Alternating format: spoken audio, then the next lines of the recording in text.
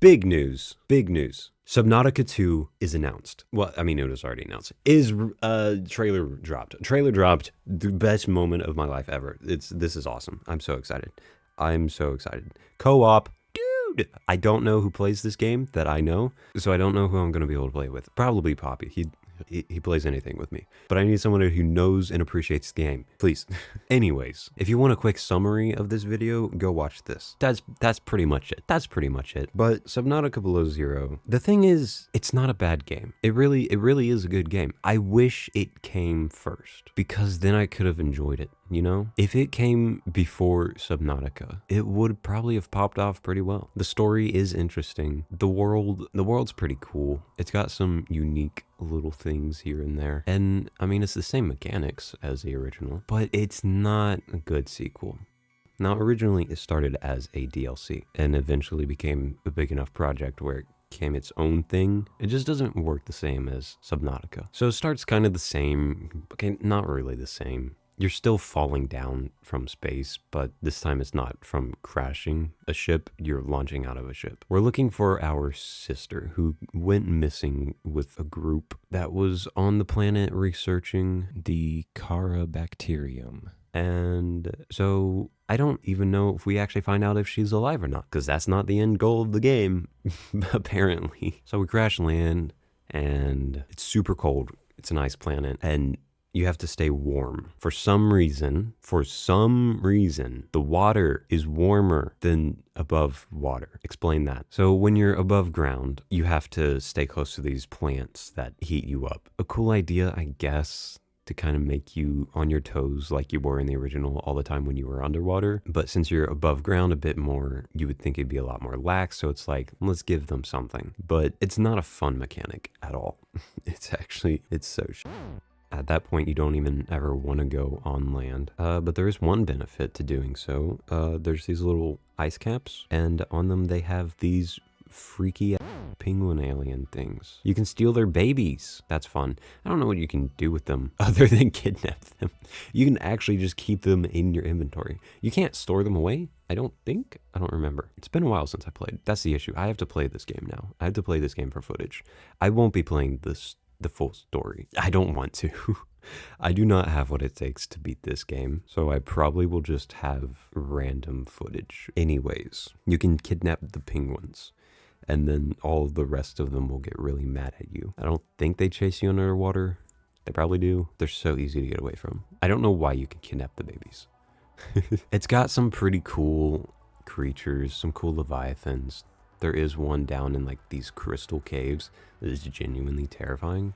It's like actually stalking you the entire time down there. It's pretty cool. But I think the main issue with this game is that it's too loud. It's too cramped and it's too loud. There's some bigger open spaces around, but most of those are really minimal. There's really no point in being in a lot of those. It all feels so cramped. The water, you can't even go up everywhere because there's ice caps and stuff, and underwater there's so many mountainous ranges and caves, and it's just so cluttered. It makes it I feel claustrophobic playing this game. Subnautica could get cramped when you go into caves, sure, but they were still pretty big. Everywhere you went was big enough to feel like you need to watch your back. Here it's like, I just feel like I'm gonna suffocate. And it's not like this vast open space where you can just circle the map and go anywhere. No, you actually have to maneuver around places. There's an entire section that I didn't even know about. I don't know how to get there, but it's this entire section above ground. At this point, you should have the speeder, the snow speeder or whatever. It's a pretty big area, really. And there's this like leviathan that pops out of the ice and attacks you or something. That's really all I know. Once again, I watched Jacksepticeye play this. I wanted more Subnautica content, and he finished that whole game, so I was like, I want to see what it's about, because I don't even know if I got halfway through. So this time there is another person. There's this lady who has this kitted out prawn suit and a dog, I guess. She doesn't like you, she doesn't trust you, blah blah blah. I don't remember what happens with her either, but it clearly wasn't important enough for me to remember. I mean, you don't even find your sister. Does she die? I don't remember if you find that information. That probably is how it goes. You find out she's dead and so you move on, but it just didn't hit the same. So there's this alien that goes inside your mind. His name's Alan, and the ending is pretty cool. You take him to get a proper body to live in, and then all this crazy shit happens. You teleport somewhere and alien stuff, you know, normal alien stuff. But it didn't feel compelling enough. Like it felt like it lost the story. Like originally, as far as I know, before they changed the entire game, was you're looking for your sister and you'll find out what happened to her, and like that's the goal of the game. And this kind of started like that, where obviously you just want to know what happened to your sister, but it so quickly pivoted to we're helping this alien now, and fuck our sister, who cares about her? There's this lady that we barely learn anything about, and everybody else here is dead too. Why is she alive? Nobody cares about you, Alan. But I mean, like I said, it's not a bad game. It's still Subnautica. You still get to have all the same mechanics and stuff, and it's somewhat fun, but then they take away your feeling of isolation, which was a big thing that Subnautica had going for it. You're not isolated as much anymore. You went here of your own will. You know there's a ship that can come and rescue you. You have another person on this planet with you. They've done plenty of trips here. You're not stuck in any way. I didn't feel compelled to beat the game because there was nothing going for it. There was only one urgency, and that's to find your sister, and then that just is thrown away. Another big issue is, like I said, the game is very loud.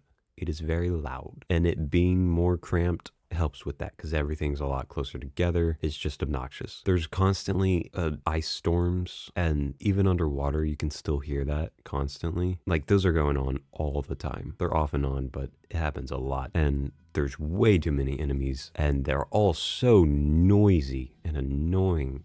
They're just screeching at you all the time.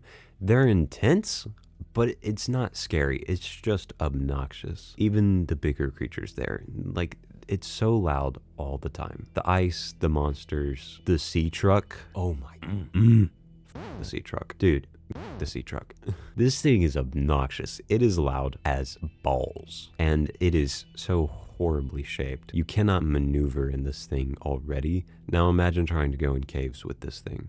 Not possible. Also, it doubles as your bigger submarine class ship because there's these modules you put on the back. So basically you're driving an 18-wheeler underwater. How does that sound? I'm not giving a good case for this game being actually good, am I? You can detach the modules and that helps you get around to other places, but like it's like they wanted that to be your main hub, is living in this sea truck. I didn't even care for the base building in this one. Like I just felt so drained. Now partly it is my fault for playing this immediately after the first, so I was already like, I don't want to deal with all the survival stuff from the start again, so I'm gonna cheat a little bit. And so I didn't really have a point to playing the game other than pursuing the story, and I just couldn't. I tried really hard. Like I genuinely tried to continue the story. The markers are there's so much, like there's big underground sections in Subnautica, but like they connect properly and are easier to maneuver. You can get lost, but whatever. They're big. You'll find your way out. The underground sections in this are so cramped and irritating and confusing as I cannot figure out how to get to this location to continue the story. And I'm not even sure if that is the point that I need to go to continue the story. It was so hard to follow, literally hard to follow. And this cave, I hate this cave. I hate walking in this cave. I hate this cave. I don't know. I don't really have much to go that deep on in this. It's just a disappointment of a game. And now I have to play it for footage. So I won't need that much, luckily, because this is a bit shorter of a video, but that means I have to buy it. Luckily, play under 2 hours, get my refund. Fuck yes. I'm so excited for the sequel. I think they'll do it justice. I think they know where they went wrong. I think this one's gonna be a lot better. That tentacly Leviathan thing looks interesting. Interesting indeed. I'm so excited to play this with someone. I guess, again, that takes away your feeling of isolation, but whatever. That's kind of the point of this one, is to have somebody with you. It's okay. Plus, you can mod the original game anyways. Doesn't matter. Will it be as scary? No, it won't. If you play it by yourself, maybe. I don't know. It could be even more. But having somebody with you will always tone it down. So that's okay, because that is their goal with this one, is to have two people being able to play together. That will take away from the horror, but that's okay. And it's coming early 25.